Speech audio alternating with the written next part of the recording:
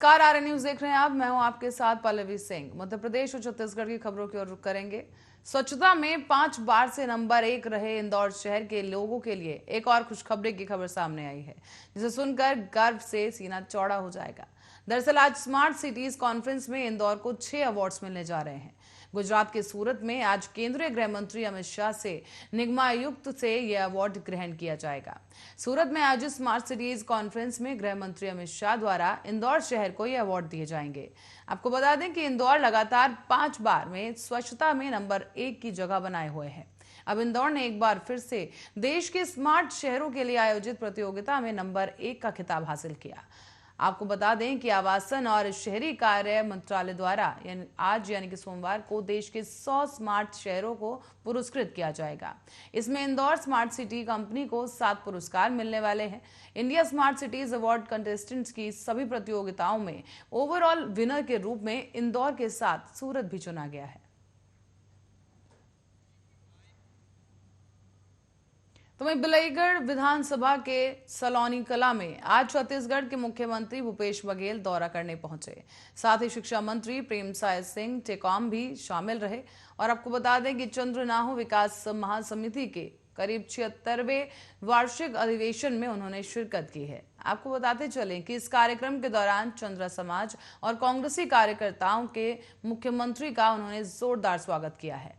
साथ ही अयरसा रोटी से भी तौला गया और साथ साथ मुख्यमंत्री भूपेश बघेल ने संबोधित किया है और सरकार की कई महत्वपूर्ण योजनाओं की जानकारी दी। इसी के साथ ही चंद्रनाहु समाज के लिए रायपुर में कलेक्टर गाइडलाइंस के 10% कम दाम पर जमीन देने की बात कही गई। साथ ही 30 लाख रुपए की सामाजिक भवन देने की घोषणा की गई। तो दूसरी तरफ किसानों की मांग पर जोग डायवर्सन अर्जुनी की ऊंचाई बढ़ाने के लिए उनका विभागीय प्रशिक्षण करने के निर्देश भी दिए गए।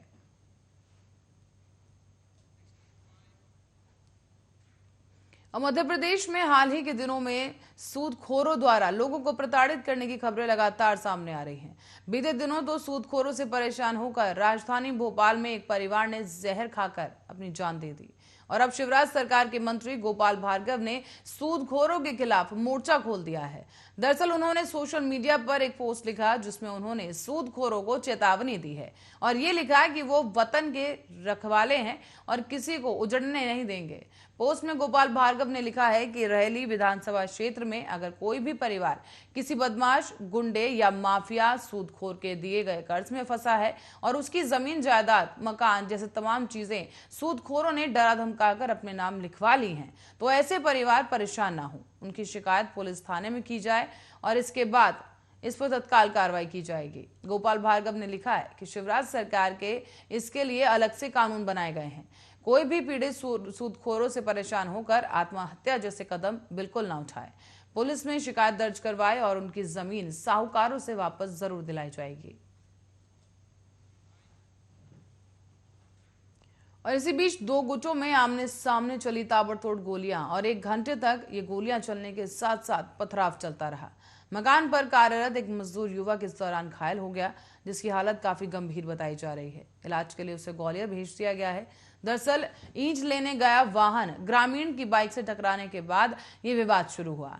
सिविल लाइन थाना के महाराजपुर गांव में विवाद के बाद नए हाउसिंग बोर्ड में दोनों ही पक्ष आमने सामने आ गए। एक ही गुट के 1 दर्जन से अधिक वाहन क्षतिग्रस्त किए गए, जबकि मकानों पर चली ताबड़तोड़ गोलियों से मार्बल क्षतिग्रस्त हो गया है। सूचना मिलते ही मौके पर पहुंची पुलिस, जिसने क्षेत्र में तनाव की स्थिति को सामान्य किया, जिसके बाद पुलिस ने इस मामले में एफआईआर दर्ज कर आरोपियों की तलाश शुरू कर दी है। तो वहीं वीडियोग्राफी के आधार पर पुलिस इस मामले की जांच में जुटी हुई है। 4:30 बजे की घटना है और ये घटना स्थल इसका न्यू हाउसिंग बोर्ड और महाराजपुर गांव है, उसके बीच का है। इसमें एक पिकअप गाड़ी आ रही थी और एक जो है वो मोटरसाइकिल से टकरा गई और उसमें जो है विवाद बढ़ गया और दोनों तरफ के लोग आ गए और एक दूसरे के बीच में मारपीट और इस तरह की घटनाएं हुई। इसमें ये खबर है कि गोली भी चली है और तोड़फोड़ की हम लोगों ने, उसकी एफआईआर की जा चुकी है और आगे जो है जो कार्रवाई है वो की जाएगी। घायल वगैरह कुछ हुए कैसे?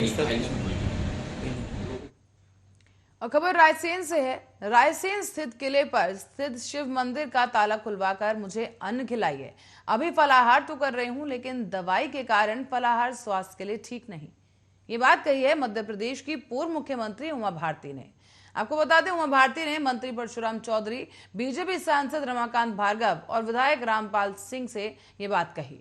दरअसल उमा भारती रायसेन के बेगमगंज में एक निजी कार्यक्रम में पहुंची थी, तो वहीं पर उन्होंने रायसेन किले पर स्थित सोमेश्वर मंदिर के ताला खुलने को लेकर ये कहा था कि ताला खुलवाने की जिम्मेदारी यहां से सांसद रमाकांत भार्गव, मंत्री परशुराम चौधरी और विधायक रामपाल को दी गई है। और उमा भारती ने यह भी कहा कि केंद्रीय पुरातत्व विभाग से बात करें और ताला खोलने पर उनके नियम का पालन किया जाएगा।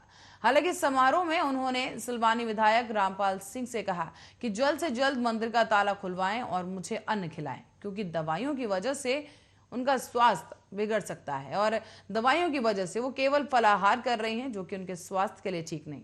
दरअसल आपको बता दें कि उमा भारती 11 अप्रैल को अभिषेक करने के लिए मंदिर पहुंची थी। इसी दौरान उन्हें बाहर से ही शिव भगवान पर जल चढ़ाना पड़ा, तभी से उन्होंने ताला नहीं खुलने को लेकर अन्न त्याग करने का फैसला किया था।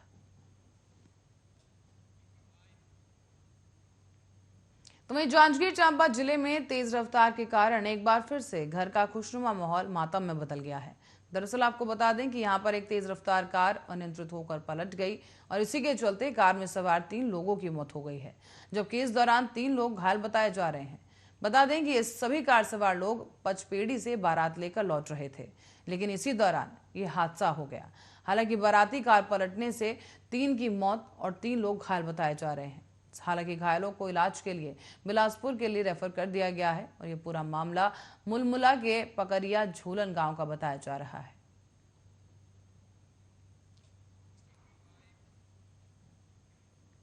बढ़ेंगे अगली खबर की ओर। दमोह से ये मामला सामने आया है, जहां पर एक भीषण दुर्घटना के दौरान शादी समारोह में हड़कंप मच गया है। यहां आग की चपेट में आने से एक बच्चे समेत 10 लोग झुलस गए, तो वहीं सिविल अस्पताल में इन्हें भर्ती कराया गया। सिविल अस्पताल हटा में आनन फानन में सभी घायलों को लाया गया। आपको बता दें कि शादी समारोह के दौरान यह आग का हादसा हुआ, जहां महिला और बच्चे गंभीर रूप से घायल हैं। मामला शिकारपुर पिपरिया गांव की बताया जा रहा है, जहां पर पुलिस इस वक्त अब जांच में जुटी है। बताया यह भी जा रहा है कि शादी वाला घर था और तैयारियों के दौरान ही यह हादसा हुआ है।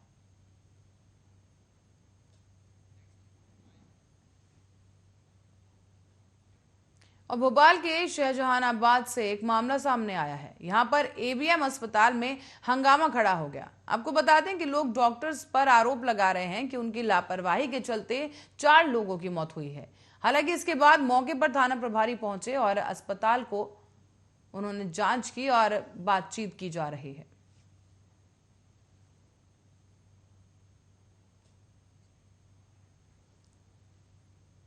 बढ़ेंगे अगली खबर की ओर। जगदलपुर से मामला सामने आया है, जहां महावीर भवन चौक में धार्मिक ध्वज स्थापित करने को लेकर एक विवाद शुरू हुआ, लेकिन इस विवाद का अब खात्मा हो चुका है।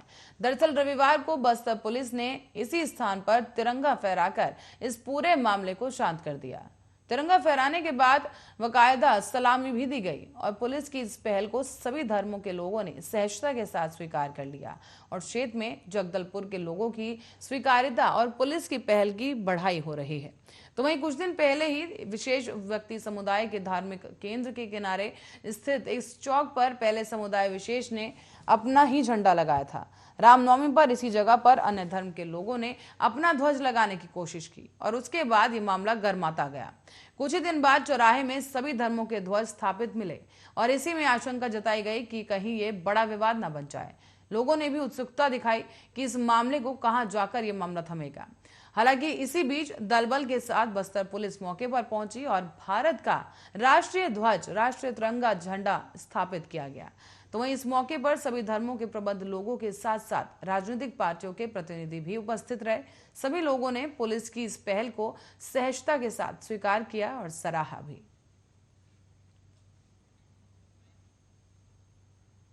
खरगोन की घटना के बाद और आगामी त्योहारों को देखते हुए अब मध्य प्रदेश की पुलिस अलर्ट हो गई है।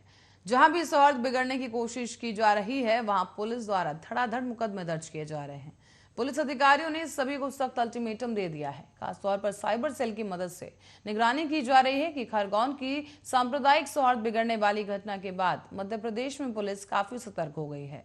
बताते चलें कि पुलिस अधिकारियों द्वारा त्योहारों को देखते हुए खुद मॉनिटरिंग की जा रही है। इसके अलावा साइबर सेल की मदद से सोशल मीडिया पर की जाने वाली भड़काऊ पोस्ट पर खासतौर से निगरानी रखी जा रही है।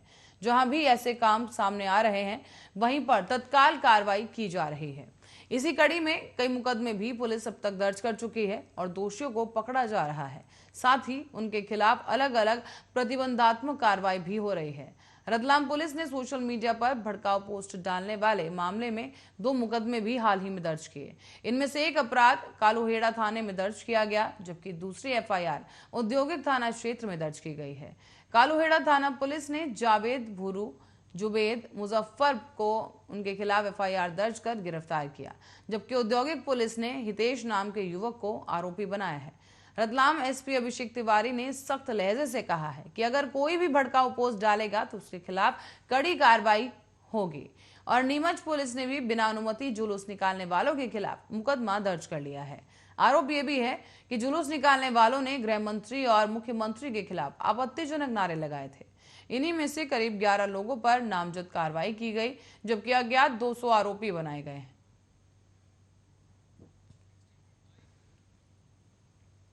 और खबर छत्तीसगढ़ से है, जहां छत्तीसगढ़ के बीजापुर जिले में नक्सलियों ने देर रात 11 बजे आसपास के जवानों के कैंप में हमला कर दिया है। इस हमले में 4 जवान बुरी तरह से घायल हो गए, जिसमें 2 की हालत काफी गंभीर बताई जा रही है।